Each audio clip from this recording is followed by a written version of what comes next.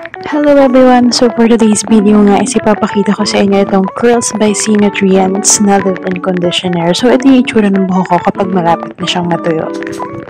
And then ayan, hinahati ko lang siya sa gitna, left and right side, tapos lalagyan ko na siya nitong Curls by C Nutrients.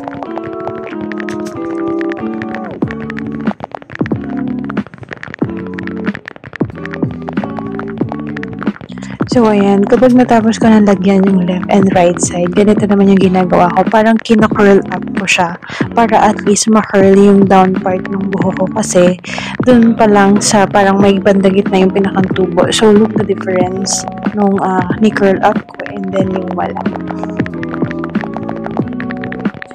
Ayan, so i-continue na lang yung pagko-curl up ng buhok nyo hanggang sa masatisfied kayo dun sa result na curls na gusto nyo.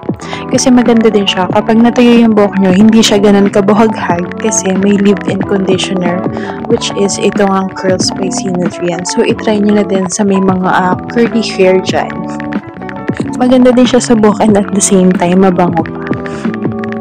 Dati kasi hindi ako nagsusombrero kasi ang pangit ng tingnan lalo kapag buhaghag yung buhok ko. But now, na meron na akong Curls by C Nutrients, ayan, na-style ko na siya and for me bagay naman. So, you can try this.